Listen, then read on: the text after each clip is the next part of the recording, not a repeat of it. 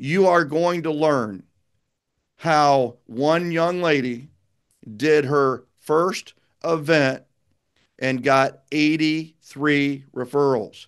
Ladies and gentlemen, like you're hooked, you're in, right? Like if I'm wandering and I'm going through podcast and I listen to that opening, I'm listening to the wisdom this young lady has to share. Like her first event, 83, 10 new clients, 10 new referred real estate clients. That is amazing. Welcome to the Referrals Podcast, the show designed to help everyone from the solopreneur to the Fortune 500 company win the referral game.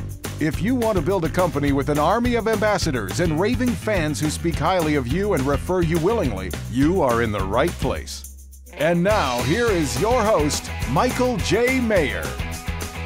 Welcome, welcome, welcome, everyone. You know what that opening music says. It's teeing you up because guess what? It's another amazing episode of Referrals Podcast. We are so happy that you are here because today we have a treat for you. You can either listen to this on the podcast you're on, or you can see what we're all about.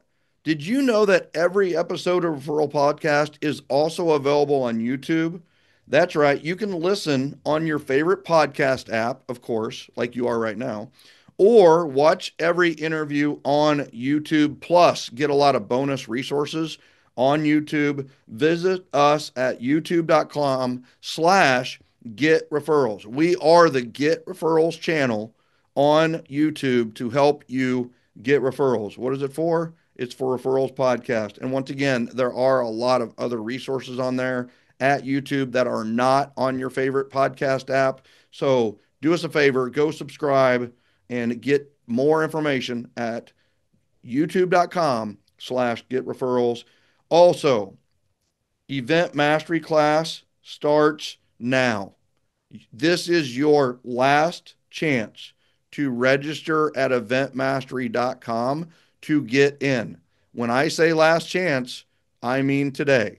Like get in, get signed up, and guess what? When you sign up and you show up, you're going to grow up and then you're going to go up. You want more referrals. You want more business. You want more great people in your life. You want more opportunities. You want more money. Guess what? The way to do all of those is to sign up and then show up so that you can grow up and you can go up. We help you do that in Event Mastery. Go to eventmastery.com now. Without further ado, I've got to introduce our very, very special guest today.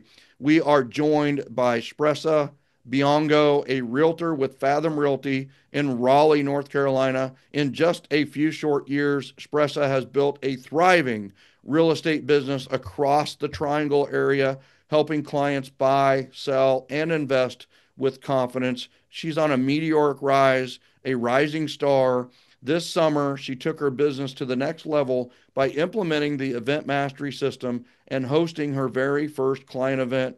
I'm excited to hear how it went and what she learned along the way, and I'm guessing that you are too. Without further ado, welcome to the show, Spressa.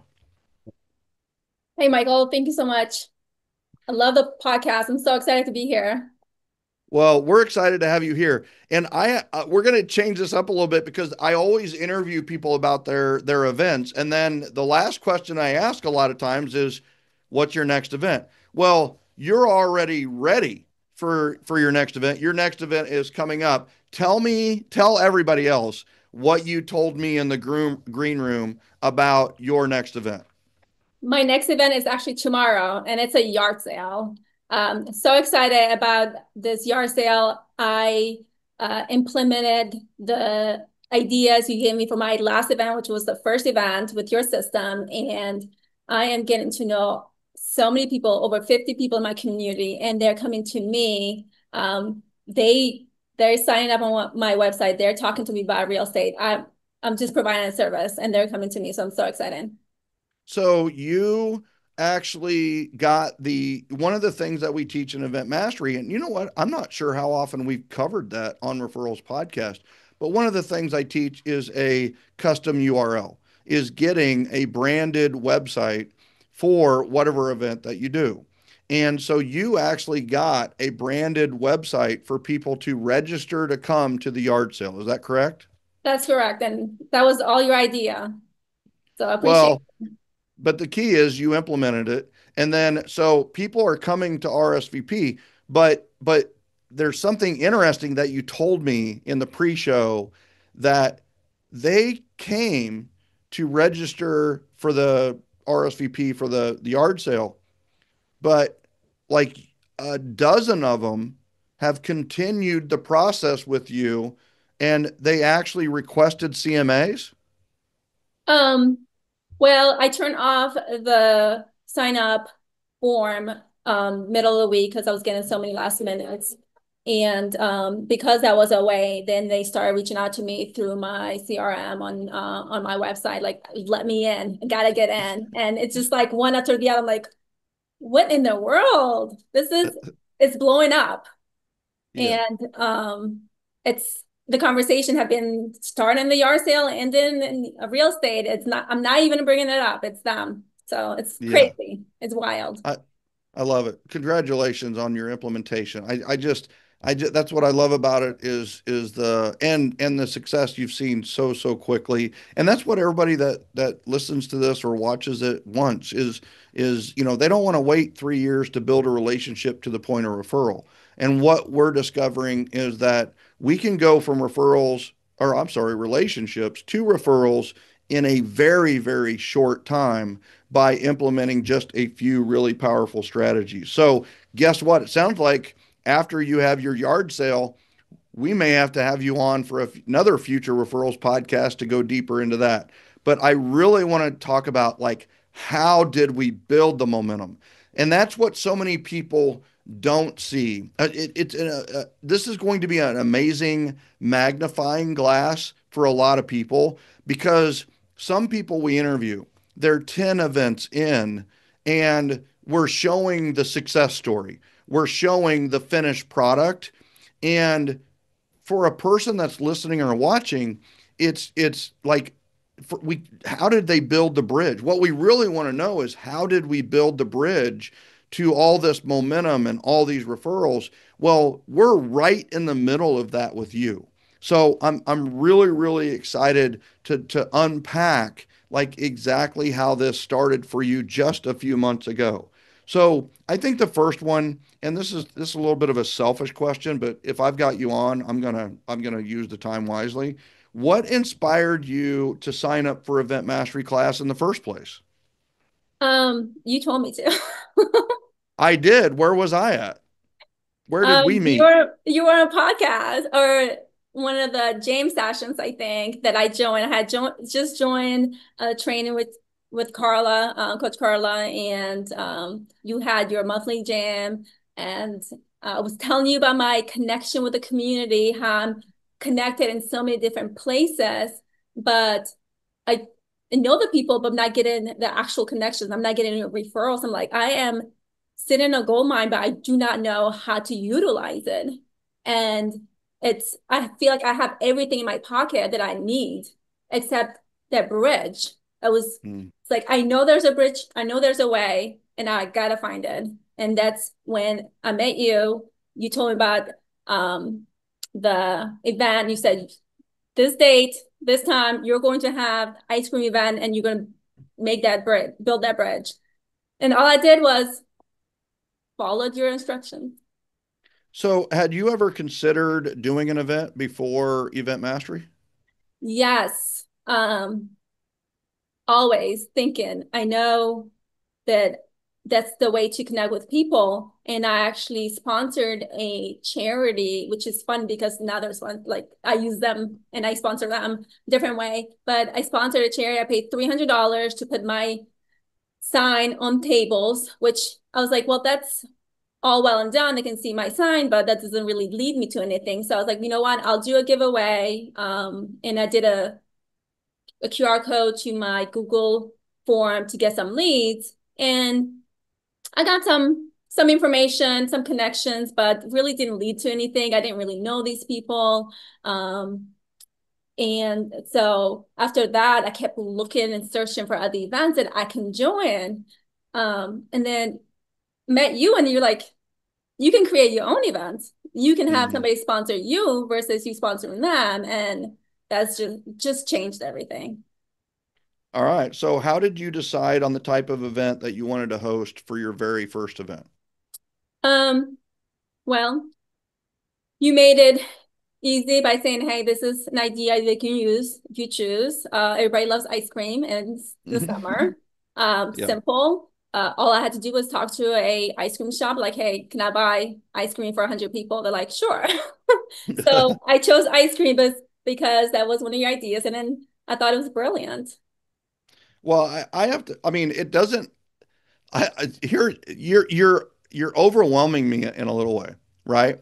Because most trainers and coaches and educators in general, and honestly, most parents, we get resistance to like I so often I'm like, and I'm sure like all the parents are like, if my kid just did what I said to do all the time, Mhm. neither one of us would get frustrated. You know, it's just like, just when all else fails, do what your parent says, or when all else fails, do, what your coach says. And you, so far, you're literally like, I just did what you said to do. And there is something to that, right? There is but the thing is you have to implement, right? And you're going to put your own spin. You didn't just do a Michael Mayer ice cream event.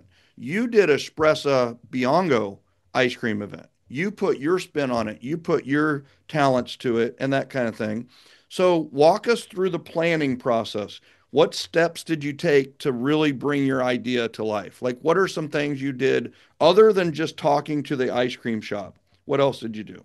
Well, I mean, I like to simplify it. Was what I did was follow your steps. Yeah. Um, but there was, gosh, what my favorite step of all is when you told us to every week add 25 people, and I didn't have a database. I had people here and there and never put them in one place. When you said put 25 people a week, that was one of the steps that I loved and built my database. And when I look at my database, all the people on the top were the ones who showed up because you said the ones that are the closest to you, right? And so build my database, build a RSVP system, which is a must. Add, of course, ask for their information on the system. Ask them whether they're attending, yes or no, and they had to answer whether it's yes or no. And if they didn't answer, I had like hunted them down, like, hey, please RSVP, whether it's yes or no. And then I had some questions on there about whether they know anyone who has any real estate needs. And that's where the referrals came in before the event even happened. Also, people who were not able to attend gave me referrals. So Mm. that's just brilliant. That's a powerful thing there too. Is RSVP regrets created the communication that led to a referral. And I think that's one of the really powerful things about events that we overlook sometimes is that people want two things. We all want two things. We all want to be invited.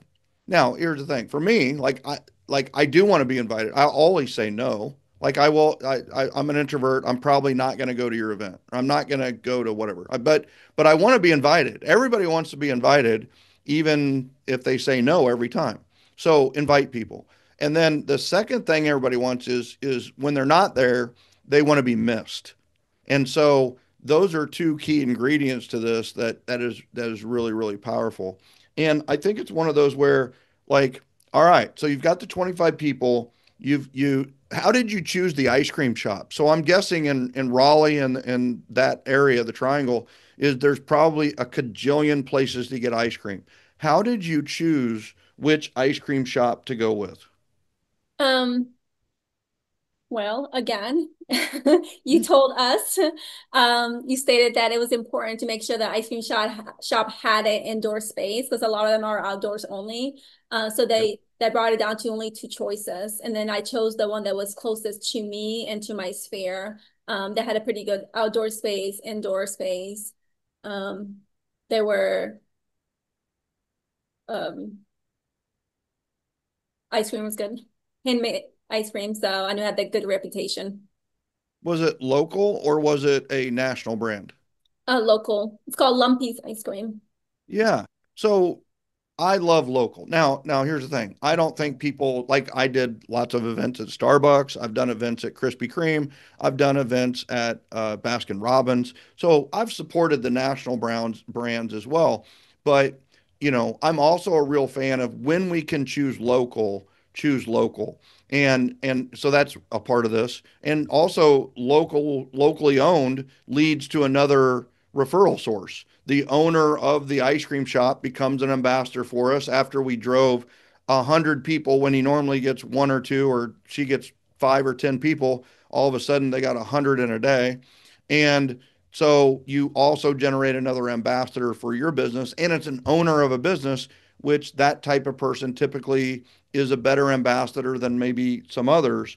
And I go back to the RSVP regrets where this is all about the psychology of people. So building that relationship with the local owner is fantastic. Well, when somebody says I can't go to the event, a psychological effect kicks in where they might feel a little guilty that they couldn't go, right? You're offering something of value and they refuse it, and they want to reciprocate even though they never get the actual value, and you have made it clear with your communication that the best way to reciprocate the value you've provided in their life is with referrals, and that's what's driven that RSVP regret. People that didn't even attend, you didn't spend a dime on them, literally did not even buy their ice cream, and they referred you. So two things there. The other thing about what I love is following the instruction of making sure there's an indoor area at the ice cream shop, because we want to take one really big thing out of our equation, and that's the weather. We don't want to be like weather related. We don't want to be like we don't want a snowstorm or an ice or a 110-degree day to affect the experience of our guests. So I absolutely love that. I mean, we've already unpacked a ton of things about that. What day did you have your event and I time? had it on Sunday, 4 to 6, and I almost did not follow your instructions on one thing. Then because of that, I kind of honed in and everything you said. I was like, you know what? I think I'm not gonna bother people. You said ask your sphere which day works for them. I'm like, I think Saturday works for them. I was just gonna choose Saturday. So then I was like, you know what? Let me just ask one or two people if they're available Saturday. And turns out no one was available that Saturday. Like absolutely no one. And I was like, Yep. oh my gosh, okay, now I gotta go back to drawing board and make sure I follow every single step. So I talked to more of my sphere, and they're like, Sunday, Sunday, Sunday. Perfect. So glad I asked. Doesn't it just make sense that you're going to give them Sundays on a Sunday? Doesn't it just make sense that we're going to do ice cream Sundays on Sundays, right? So I Absolutely. love that. Sunday 4 to 6, and I love it. So you did it at a local ice cream shop. You made sure that it had an indoor place. All right. So you've got all the planning set up and so on and so forth. And now you're starting to invite people. Did you do an invitation? Did you do like a printed or a created and digitally sent invitation of any type? Yes. So what'd you use? What kind of software did you use, or what program? I used the tech guy. Oh, I love that. The who is not you. You didn't do it. You leveraged and used somebody else. I tried to do it myself. It was taking too much time. I was getting frustrated. And that's what you said, like just leverage if it's too much, it's not your thing. And that's what I did. Love I have it. no Do idea you what they use. Maybe Photoshop, but Yeah, maybe Photoshop, maybe Canva, whatever. But honestly, your answer is the best answer. You didn't do it at all.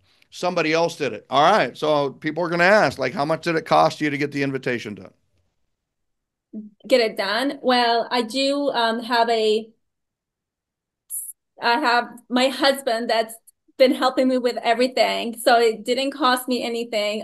It cost him a lot of time and devotion. He just he's just been my partner through this, and couldn't have done it as good of a job without him. Like, what do we say, right? There are so many volunteers in our sphere who would help us for free. And in your case, you happen to have a very talented husband who is also very supportive of your business, and he did it essentially for free to help you out. And that's a great answer, and what a great thing, and what a great talent that if he can be the tech guy for you and the video guy for you, then you're that's a win in a lot of ways. So I love that. All right. So what else so you had an invitation. So how did you do your invitations? How did you invite people? What was your touch plan, so to speak? Um, so I had my tech guy slash my husband. He We can call him husband from now on. okay, It's all good. husband. He signed up for Jolt forums and used that to attach it to our website. I didn't buy a URL at this point, but it was just like beyondthesafe.com slash ice cream. And everyone go to our website, fill in the form. I sent it through email. I sent it through text message. I hadn't put anything on Facebook yet because like I want to kind of do it for my sphere. I didn't want my sphere to feel like, okay, this is a party for everyone and everyone's invited. Mhm. I wanted to feel special. So it was mainly email and text message. Yeah. So love that. Love that. So email, text. And did you make any phone calls? Did you call Oh anybody yeah, at all to invite people? How many I phone did. calls do you think you did? Oh, gosh, I'm not sure.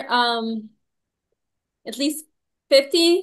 And I actually did beyond phone calls and email and text. I just remembered. Also wrote power notes. I think I did 25 of those.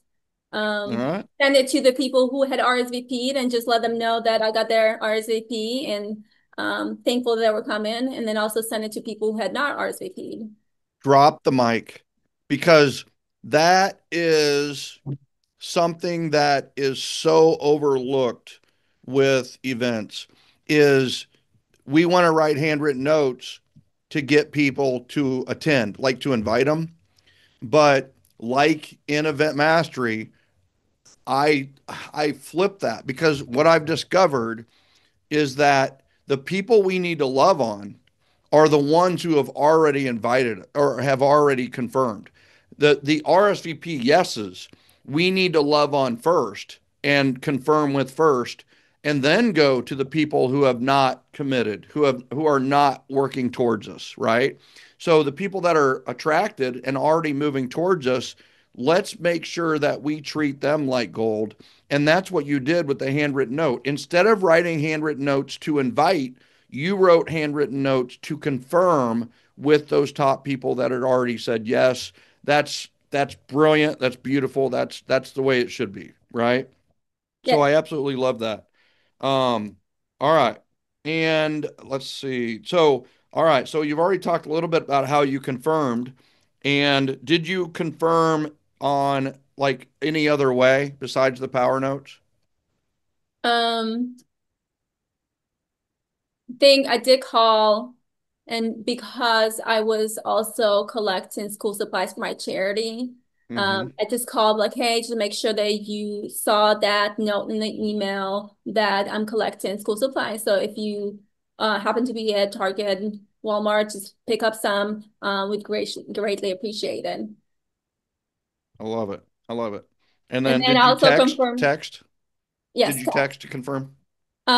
24 hours before the event, I com I told everybody that was coming, like, hey, so excited to see you tomorrow. Don't forget to bring the school supplies. Looking forward to hanging out. You didn't ask for referrals in the text message? No, I did not. Good. Awesome. As it should be. All right. You got to tell me. So how was the event? What was the turnout like? Did you have anybody show up? I'm guessing you didn't have anybody show up. No. It's ice cream in July in North Carolina. Like everybody's got to have their fill of ice cream. I'm guessing you had 5 people. How many people did you have? The turnout was amazing. The person who's always like, what if nobody shows up? Like, Yep. but I had about 100 people, which blew my mind. Like, what? These people are here because of me, because I invited them. Hmm. Our ice cream is great, obviously, but it's because I invited them, and the ice cream is a treat, and it's cherry on top. It was really exciting to see that some people that didn't really know too well just met them like through PTA. The people that I was trying to connect with, I'm like, how do I make this connection with these people? They showed up and they're like, thank you. I really appreciate the invite. I'm like, thank you for coming. Yeah. Like, Love it. So what were some cool things? I mean, 100 people. Did you get a chance to talk to very many of them, or did you talk to all of them, or like, what are the problems of having 100 people at an event? well, uh, I got to talk to every single person. The only problem is, How is that even possible? How is that possible, Spressa? well, because of your system. Okay. So what strategy did you implement to make sure that you interacted with all of them at least 60 seconds to a couple Yeah. minutes? Um, as people showed up, they had to come to me and I explained to them where I was going to be. I was like, hey, I'm going to be here when you come. Come to me. I'm going to say hi and give you a golden ticket to get your free ice cream. That's your coupon, which I put my logo on it and said like 1 free scoop of ice cream. So everyone came because they needed a ticket. So this way I made sure I talked to everyone. They showed up, they came, gave them, I said hello, gave them the ticket. They got the ice cream. Um, and then they registered to win some prizes. Love it. Golden ticket strategy is pretty powerful, isn't it? Yes. That Because at the end, did you feel like you missed out on interacting with anybody? um I like to talk, so I could have talked to some people a little bit more. Yeah. But the fact that I know everybody that came felt seen by me and that I just called them to, just to show up, but I called them and I actually had a conversation with each person.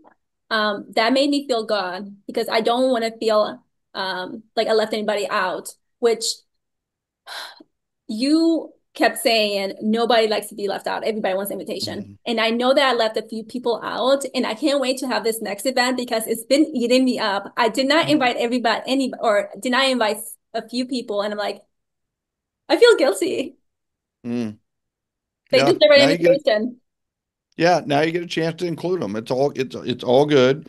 And so you got to talk to everybody. You might have felt like you could have talked to some a little bit more, but at the very least, you got to love on everyone because of the strategy.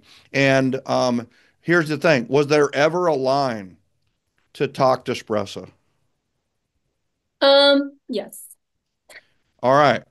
So what do you think the psychological effect on all of the guests is when they see a line of people wanting to talk to Spressa? Very important. You're a celebrity. You're important, right? And you are, right? And how cool does that feel? Um, just amazing. It, All right. And so did you see any results? Was it good? I mean, did you just have an event and you got to talk to everybody and everybody left and everybody felt great and but there's no ROI? Because you know what? There's a lot of people who teach events and they tell you don't measure the ROI of an event. You can't measure goodwill. You can't measure and it's like, what? Like every lead generation or marketing activity you do should have a measurable ROI. And so we're going to break that down a little bit. So did you see any did you get any referrals? I got 10 of referrals. Yeah, how many did you get? So overall, for me and my sponsor partners, got 83 referrals. and 10 of Yeah. those were for me. Yeah. I have 10 two real estate listings referrals. up currently for sale because of that, and new relationships that are planning to list or buy in the near future.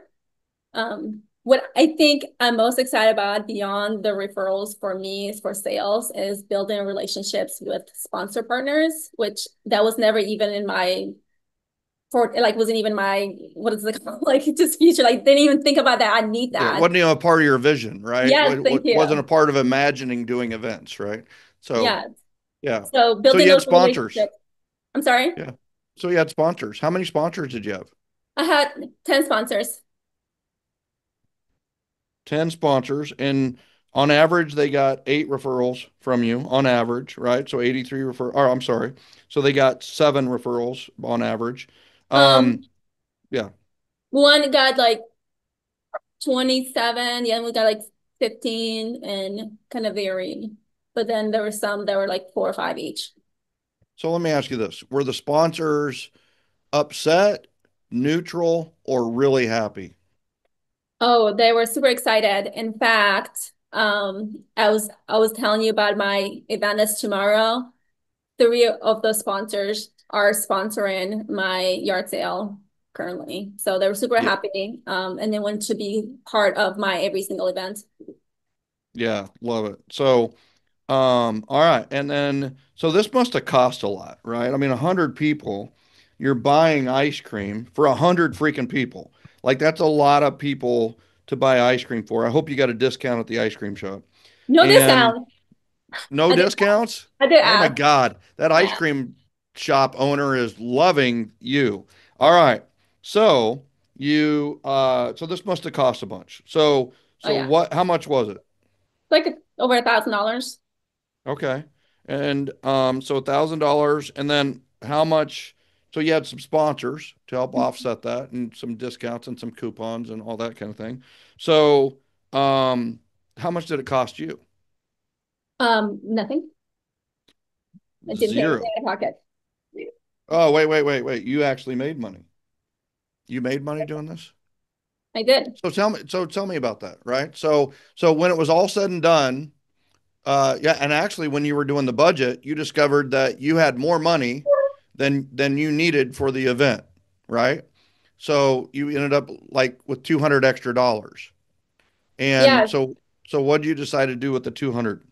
So I had like all this money left over. It's like over $200. And I'm like, well, I don't want to keep it. This is not why I did this event. I'm not doing it to make money. And I had a face painter there already. And like, hey, can we add a balloon artist? I was a balloon artist and I had a face painter and that was more expensive. So I added more entertainment, just provided more things for my sphere. And that was a hit. Well, all right. So when somebody thinks about an event, a lot of times they come from a scarcity mentality. That scarcity mentality is nobody's going to show up. I don't have enough time. It's going to be a waste of time. I don't have enough money, and I don't know if I can afford it. Right. So you kind of had some of those thoughts in the beginning, and then it's like, all right, ice cream, $1,000. I'll invest 1,000 because if I get just one referral from it, it's going to pay for itself. Yep. But tell me the mindset change that you went through when you thought it was going to cost $1,000 to realizing that the sponsors had overfunded it and now you have this money to spend. Gosh, what a relief because I really just called my lenders like, hey, worst comes to worst, can we just like split this? He's like, let's do it. And so I had no idea how much money I'm gonna have to pay. And when like every time I ask the sponsor, they're like, yeah, um, I'll do it. And they're like, oh, that's nothing. I was afraid I was asking for too much money, but they're like, that's fine with me. Um, and it just felt relieved. Like, okay, now I can focus on the event, not being stressed out about how much money I have to pay. Just focus on making it wonderful. I love it. I love it. And there's nothing like, and I'm telling you this from thousands of events overseen and helped with. There's nothing like when your income is greater than the expense of an event. You know it's a profit. You know you're making money, and you can use that money in it. You could have kept it. You could have made a car payment with it. You could have, went shopping with it. You could have done anything. You could have donated it to charity. You could have whatever, and you decided to pour it into the experience of the guest, which is a great answer as well, right? So that abundance, right? Going from scarcity to abundance is one of the greatest things that I see people go through in event mastery because many people have gone through scarcity their entire life and have never truly experienced abundance where they have more money than they need for the activity that's going to take place. So I love that you and I love how you worded that and I love how you put it and I just and like that is such a visceral real example of that feeling. So looking back, what was the biggest lesson you learned from putting on your very first event with the event mastery system? Biggest, gosh, I don't know. Maybe I can pick a couple. One thing I You like can to have as say is many as you want. Yeah. that, um, always afraid. I was always afraid to talk to people, bother people. Like people want to hear from you. So one thing that I kind of learned is like pick up the phone, call, make the calls, talk to them. They want to hear from you. And you know what? If they don't, great. Now you just have one person less person to worry about. You just put them in your D list, drop them, and now you have more space for the people that want to hear from you. To me, that's like just amazing. Like make your calls and find out who your people are. Um, and just the other one is just doing this event, how successful it can be in short period of time and make so much connections, build so many relationships and get documented referrals. The whole thing is just blows my mind. I'm so giddy with this program. I'll tell everyone, it's like, I can't believe that I came across this program and I'm just so happy to be here. Well, and you're already an ambassador for us and for Event Mastery. So thank you. And that is actually my next question is what would you say or have you said to another agent who's maybe thinking about taking Event Mastery but hasn't made the leap of faith yet? Um, you know, do it and don't stress. Is just make the decision. Step one is do it. Step two, implement. And everything.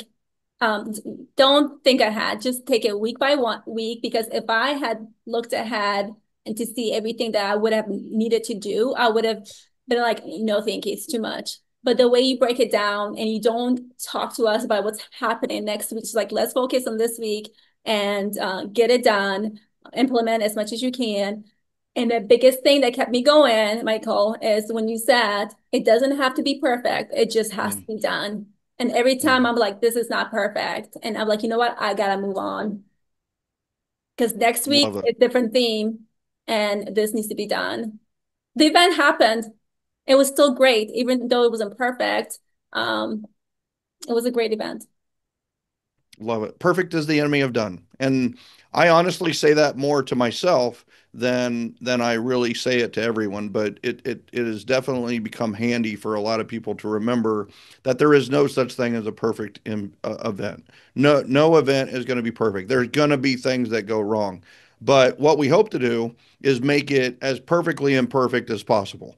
And that's the event mastery system in a nutshell. Were there any guests that were upset? Were there any guests that didn't have a good time? Were there any guests that, you know, uh, knew that it wasn't perfect? Probably not. Yeah, Yeah, no zero. one Yeah, wasn't, yeah, no one was upset. No one knew it wasn't perfect. Everybody had a great time. Um, yeah, yeah. All right. I was Any happy to be here or there. yeah, any ahas or final words of wisdom as we kind of close out this like chapter, and this chapter in your book is the 2025 ice cream event. Like anything that you're going to do better at the next event, or anything that you kind of want to, like, words of wisdom for somebody else that might be considering doing something like that. Um, any ahas?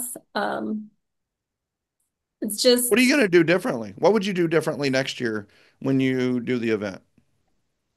gosh, I would say it wasn't perfect, but it was pretty well done. Yeah, how's that Um, feel? it feels really good. The only, I don't know if I implemented everything that you said, but probably, try to implement more, because I feel like every time I hear your podcast or read a book, I'm learning something new. Like, wait, I heard this before, but I didn't comprehend this. So just hopefully you'll give me something new to implement. But yeah. Yeah. I love it. I think one thing that I kind of heard is maybe a custom URL next year, maybe, Yeah. to have for the RSVP and that kind of thing. But and once again, because you didn't have a custom URL, was the event less than? No, it wasn't less than, but could we make it a little better? Every event can be a little bit better, and that's what we have the next event for, is to get a little bit better. So, Espresso, this has been like drop the mic phenomenal. This is just amazing. And what's really amazing is just your trust and implementation of the system. And it's one thing to go through this class as a proctor and an observer and a spectator.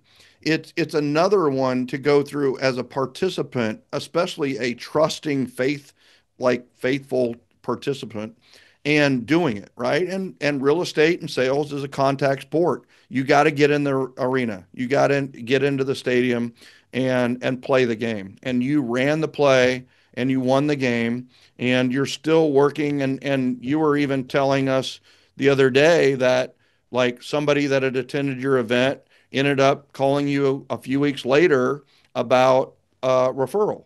And that's the other part of events that people don't necessarily realize, is the residual powerful effect that happens.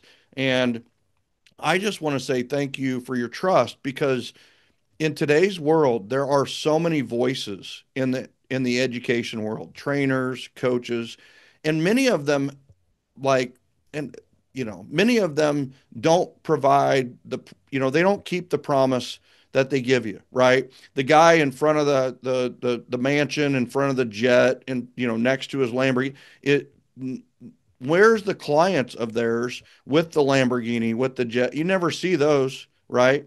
And what I love about this is that you trusted me almost blindly and just said, I'm going to do the next thing in the checklist. I'm going to follow the system. And I want to say thank you from the bottom of my heart for that trust and that faith. And I never want to belie that trust. And I never want to if just let me know if you ever feel like there's ever a part of the system or a piece of it where it didn't fulfill you and I didn't fulfill the promise that I gave. And I just want to say thank you so much, and thank you for being our guest today on Referrals Podcast. Thank you, Michael. Can I add my aha? Or is it too Always. late? Okay. Um, so you remind me of, you said that I trusted you blindly. And of course I had the book. And when I met you, immediately used my name. It's as simple as it is. And you say this all the time, use people's names, and it's personal, like one-on-one. You care about each of your students. And last week I was in this firm call where they were introducing a new coach. They wanted, us to buy their program, and they're just throwing these numbers, and I'm always participate. So I'm talking, and he's like, the lady over there with that shirt.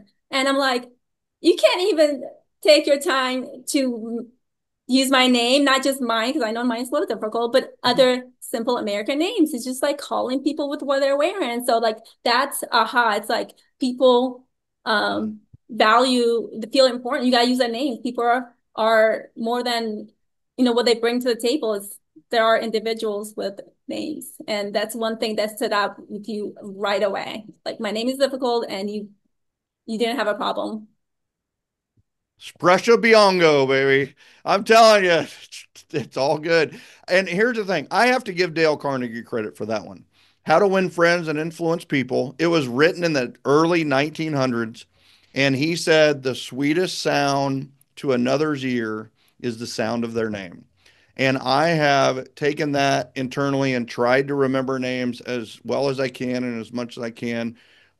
And what I love that you just said is I say in a lot of cases, the answer is events. Like the answer to a lot of books, 2,500 plus books, is events. The right answer, the TCPA answer, the do not call answer, the sphere answer, the loving answer, generous answer, appreciative answer is events. Like the lead generation answer is events. The fun lead generation answer is events. The introvert answer is events. The extrovert's answer is events. The ambivert, wherever you fall in that range, that answer for your business is events. And the applied part of what you just said is, well, okay, so the answer to how to win friends and influence people is events. So the applied part is the sweetest sound to someone is their name. And so that's why we do name badges at the registration table of our events. And yeah, some you can forget or you can make it and you're like, well, I know everybody's name, but that's not the right answer. Why we do a registration table at all of our events and why we do a name badge and the door prize entry forms at every event is because when they put the name badge on, everybody knows their name. And when everybody knows their name, you build a tighter knit community. And everybody, it's Dave instead of the guy in the black t-shirt or that lady over there that keeps talking, right? And so that's what I'm saying is I've taken all these 2,500 plus books I've read and all the millions of dollars I've spent on self-development and lead generation, marketing, communication. I have an MBA in marketing communication. All of that is rolled into event mastery in one way, shape, or form. And you literally just like embodied that. You literally just explained that. So that's awesome. That's Yeah. awesome. And I appreciate you. All right. I appreciate you. Yeah. Ladies and gentlemen, Sprecha Biongo, one of Raleigh's finest realtors. You're going to hear more from her in the future. Trust me on that one. Now, if you think that today was enjoyable, if you enjoyed today's podcast, I encourage you to meet like a lot of Michaels and a lot of Spressas. And we're in GenGen. So join gengen.com. We'd love to have you. It's our global referral network. Literally just had a referral for Florida in there yesterday. We encourage you to come in and join us there. And then here's the thing. This is it. This is your last. What else do you need to hear to get into event mastery? It starts today. Today. Go to eventmastery.com, register now, get involved, get into it, and trust me, your investment is going to be well worth it. And speaking of investment, I appreciate your investment of time today. Everybody that listened and viewed, we're on a road to 1 million downloads, getting closer every single episode, and it's because of you. I love you. I appreciate you. And I will see you on the next episode of Referrals Podcast.